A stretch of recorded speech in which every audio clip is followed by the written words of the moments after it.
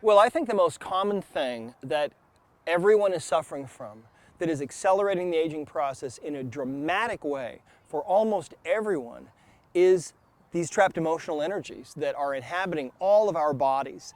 They will create disease. Every disease process that I have seen in practice in 22 years has had these trapped emotional energies as either a contributing factor or sometimes as the only reason for these conditions. One of the things that science has found out about emotions is that when we feel a strong emotion and we repress it, it actually releases a quantifiable biochemistry into our bloodstream, which will go to certain cell receptors and block them. Meditation does play a big role in slowing down aging because our bodies, since they are conceived and constructed by our consciousness state, when our mind settles down to its least excited state in meditation, naturally the body begins to follow into a deep state of restfulness. And in that deep state of restfulness, the body is able to throw off accumulated stress. Stress is caused by overloads of experience that we've had throughout a lifetime. If you ask me what would be the one thing that would cause the loss of life early, it is the inability to handle emotions. Because the emotion is like the top computer. It makes a determination about where we're going to put energy and how much we're going to put there. If we are able to eat less, we're going to live longer, therefore we're going to get to eat more. A few years ago, a fellow called Dr. Roy Warford wrote a book called The 120-Year Diet. And this is really based on the whole concept of calorie restriction, so eating less food. Now, what happens when you restrict your calories down to about 1,500 calories a day, which is not a lot of food, I can tell you. The average male living in Western society would eat somewhere between 2,500 to 3,000 calories a day. So when you restrict the calories down to 1,500 calories a day, you switch on a set of genes in your body called sirtuins. And these genes are the longevity genes. Now, with calorie restriction, there was some subsequent research that was done by Soren Arakelian, a Russian researcher who I believe at this point has the world record in extending the lifespan of chickens. He had 3 characteristics of his program. 1 is that he would calorie restrict his chickens. 2, he would feed them only raw foods. And 3, all the raw foods he fed them were very mineral rich. They were nutrient dense. And the first basis of nutrition is water. Water before food. Why do I say water before food? Because we are a majority of water, and majority rules, right? Our bodies are about 65%, more or less 5% water. And so we've given all this focus to food. Important, very important.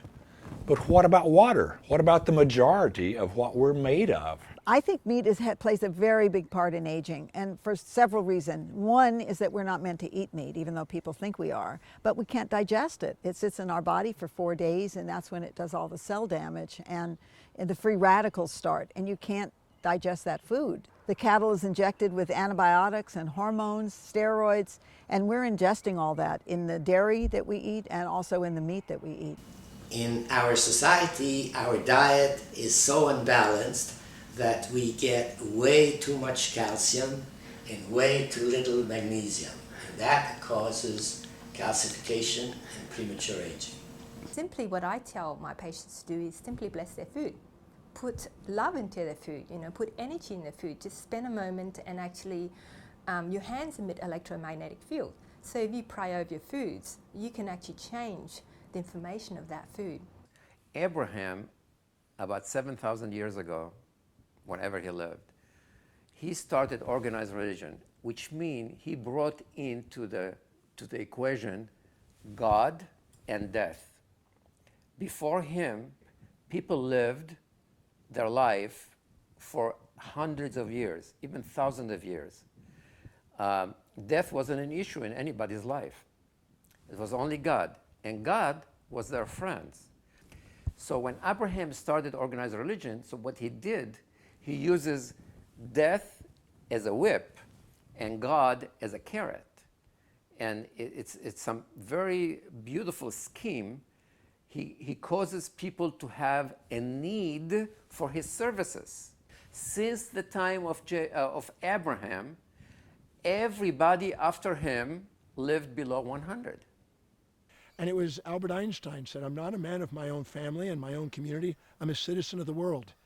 When we give ourselves permission to participate in a bigger space and time horizon, we actually give ourselves the permission to be immortals. And to the second we give ourselves permission for being immortals, we start setting goals that are beyond our life.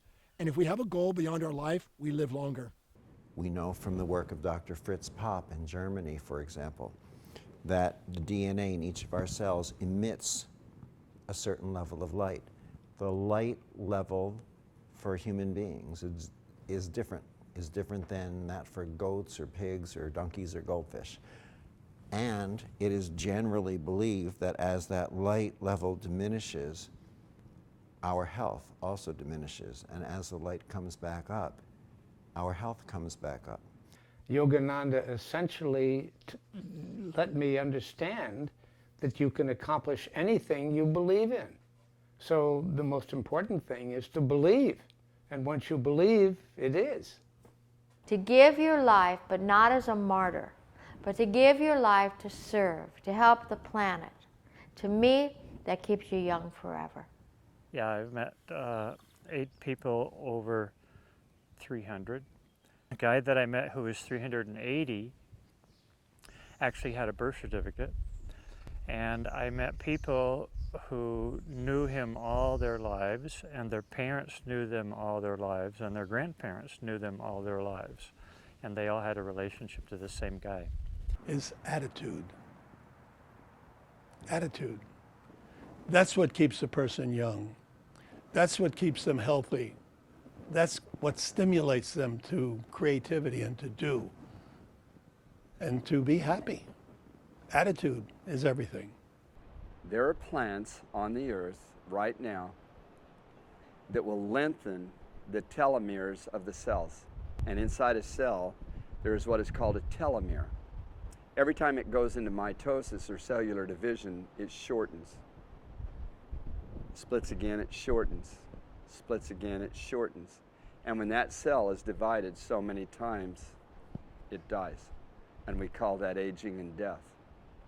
But they also knew the preparation of the human body to cleanse, to fast, to detoxify, to bring everything up to full sufficiency before you ever take a plant that has that great of a mental gift or the gift of life extension.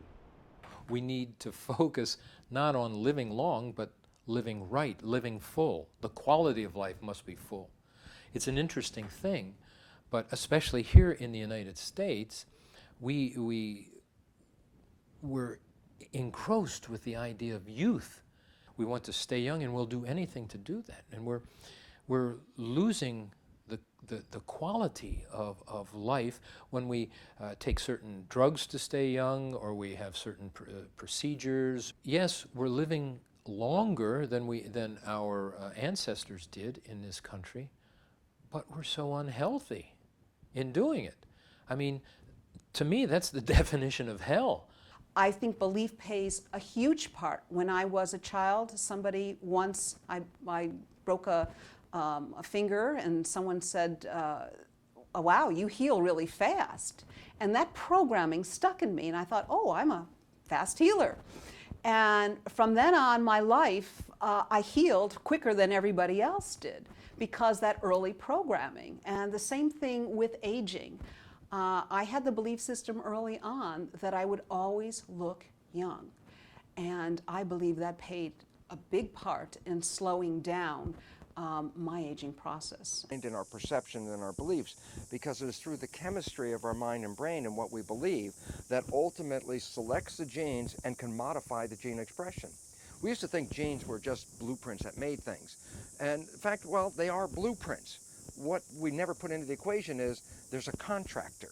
The mind is a contractor that reads the blueprints.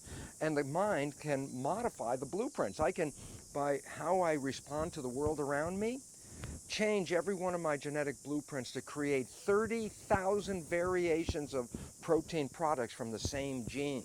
Meaning, the gene is not the limitation, it's the contractor. Whatever the mind envisions, it will coordinate the genetic activity to create what the mind envisions. If the mind envisions disease as part of my life, I will manifest a disease if I believe that. If I believe I'm going to age and go through a degeneration process, then my mind will assure that process by releasing the chemistry that will manipulate the genes to manifest my vision. So if you look at aging then, we could say then, what happens when you age? What happens to most people when they age? What happens to their skin? It wrinkles, it sags. That's protein. What happens to their hair? It thins. What happens to their muscles? They atrophy. What happens to their joints? They get stiff. These are all expressions of protein. So the expression of protein is literally the expression of life. And so as the body begins to be exposed to the same emotion and it pushes the same genetic button, the body begins to make a cheaper protein. And because of that, the body begins to break down. So 90%, according to the psychological model, of most people, emotions are negative. And so as the person lives by those limited emotions over and over again and it keeps pushing the genetic button, it begins to break the body down. That's when aging begins to become accelerated.